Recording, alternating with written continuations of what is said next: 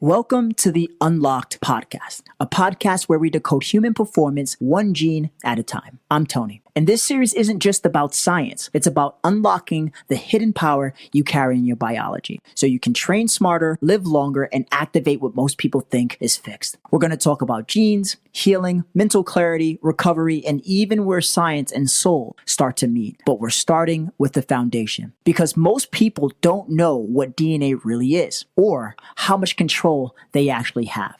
When most people hear the phrase genetic technology, they picture something far away from real life. They picture a futuristic lab, scientists changing DNA in some version of biology that feels too advanced to touch the average person. But that is not really where we are anymore. What makes this moment different is that genetics is no longer living only in research labs or elite medical spaces. It's starting to spill into daily life. Not always through therapies, not always through hospitals, sometimes through a blood test, sometimes through a consumer genetics report, sometimes through a ring on your finger or a watch on your wrist. And that is what makes this conversation so interesting, because now we are in a strange and an important chapter in science. We can study the code of life more deeply than ever. We can edit parts of that code with tools that would have sounded impossible not too long ago. And at the same time, we can track pieces of how the body is behaving in real time through wearable technology. So this episode is really about that bridge. It's about where modern genetics came from, why Rosalind Franklin deserves to stay in this story, what new genetic technology actually means right now, and why wearables may become one of the most important tools for turning biological information to something useful in everyday life. Because let's face it, DNA is powerful, but DNA by itself is still just part of the picture. Once you start pairing that blueprint with recovery data, movement patterns, sleep timing, stress signals, glucose trends, and repeated measurements over time, now you are no longer staring at biology like a static object. Now you are watching it move. And to understand why that changes the whole conversation, we have to go back. Before genetics became the giant field it is today, scientists were still trying to answer a very basic question. What actually carries heredity? What is the material that stores biological instructions and passes them forward? For a while, DNA was not even the obvious favorite. Proteins look more complex. They seem more likely to hold the important information. DNA was there, but it was not yet fully understood as the central instruction molecule. Then, piece by piece, the evidence started to turn. DNA was not biological filler. It was information. It was storage. It was inherited instruction. And that brings us to Rosalind Franklin. Who's Rosalind Franklin? Franklin was a chemist and an expert in X-ray crystallography. So what the heck is crystallography? That just means that she used X-ray diffraction to study how molecules were arranged by looking at the patterns created when X-rays pass through a crystallized material. It sounds technical, and it is, but the basic idea is beautiful. You cannot always look directly at a molecule and see its shape. Sometimes you have to read the shadow it leaves behind. Franklin helped biology learn how to read that shadow. At King's College in London, Franklin and Raymond Gosling produced the image now known as Photo 51, one of the most famous scientific images ever captured. It provided critical evidence that DNA had a helical structure. The double helix did not become one of the most recognizable forms in science just because someone had a clever theory. It became grounded because there was physical evidence narrowing the truth. That is one of the reasons Franklin stands so tall in this story. She helped move biology from speculation towards structure. Before you can sequence DNA, before you can edit it, before you can talk about inherited risk or optimization or gene expression, you have to know what the thing is. You have to understand its architecture. Franklin helped make that possible. And once the structure of DNA came into clearer view, biology changed speed. The next obvious question was whether we could read the sequence itself, then whether we could identify variation inside that sequence, then whether we could connect those variations to function, to disease, to traits, to responses, to risk. And over time, that became the world of genomics. Genomics is the study of the genome, meaning the full set of genetic material in one organism or an organism. But the field did not stop at reading, it kept moving. At first, a lot of the revolution was about sequencing. Could we decode the letters? Could we map the genome? Could we compare one sequence to another? Then the field expanded into association. Could we identify variants linked to traits across large populations? That is where genome-wide association studies became important. Then the question became more functional. Not just what sequence is present, but what is it doing? When is it active? In what tissue? Under what conditions? And now we are in another chapter again. Now the frontier is not just reading biology, it is editing it, programming it, and interpreting it with much more precision than before. The technology most people may know is CRISPR. CRISPR is a genome editing system adapted from bacterial defense mechanisms, as CRISPR.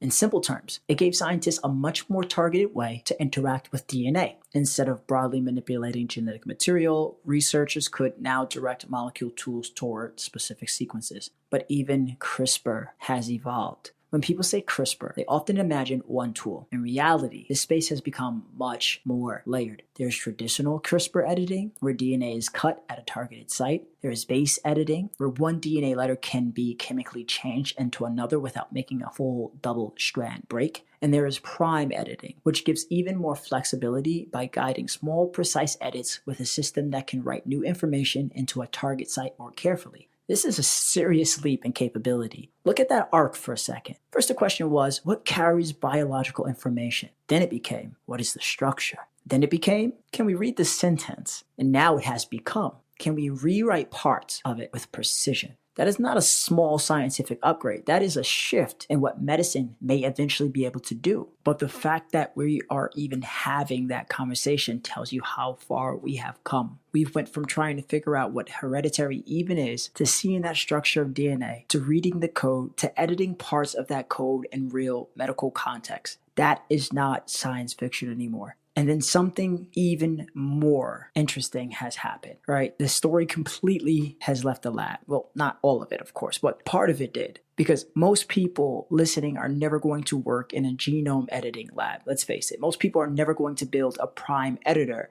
Most people are never going to spend their lives inside molecular biology. But millions of people are now wearing the next layer of this story on their bodies. A watch, a ring, a glucose sensor, some device that is quietly collecting signals while they sleep, train, eat, recover, or live through stress. And this is where the episode becomes personal, because Wearables did something subtle but powerful. They started turning physiology into a timeline. Think about the older model. You go to the doctor, you get one snapshot, you get your blood drawn, one blood pressure reading, you have a conversation, maybe a lab panel, then you leave. That model can absolutely be useful, but it's still just a snapshot. Wearables change the rhythm of the conversation. Now, instead of one isolated frame, you can start getting a stream. You see what happened to your sleep over a week. You can see what happened to your resting heart rate after 3 rough nights. You can see what happened to your recovery when work and stress piled up. And this is not just convenience. That is a different biological lens. And this is where the teaching is super important, because your genes are not something you directly feel in the morning. Nobody wakes up and says, today I really feel my nucleotide variants. Like, who says that? But what you feel in that expression of biology, your energy, your hunger, your focus, agitation, or if you're calm, that is a phenotype, and that is the body showing its hand above the table. And wearables can help because they catch part of that phenotype in motion.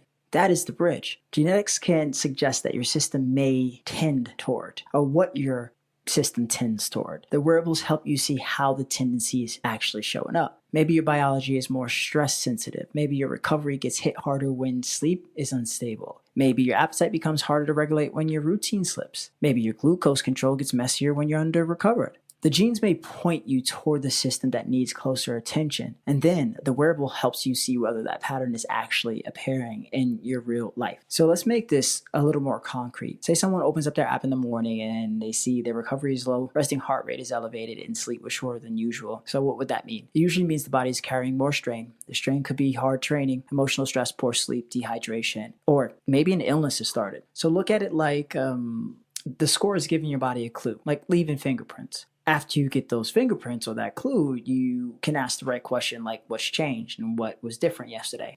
Put simply, it tells you where to pay closer attention. And that, to me, is the real importance of wearables in this new genetic era. So when you zoom all the way out, the arc is incredible, Rosalind Franklin helped bring the structure of DNA into view. That made it possible to ask better questions about heredity. Those questions led to sequencing, variation, function, and genomics. Genomics led us to gene editing, and now wearables are letting ordinary people see how pieces of their biology are unfolding in real time. That is a remarkable progression. What started as a hidden structure inside the cell has become something we can study with more clarity, alter with more precision, and observe more directly in everyday life. That is why this moment feels different. The science did not just get smarter, it got closer to medicine, closer to performance, closer to behavior, closer to daily decision making. And once that happens, biology stops feeling like some distant thing buried in textbooks and labs. I always like giving the history because a lot of the times we forget where we come from or where we came from. And I think that that's super important because sometimes not knowing doesn't allow us to truly experience the change that is happening and appreciate it. So as always, guys, in closing, I want you to remember, your biology listens. Live like it.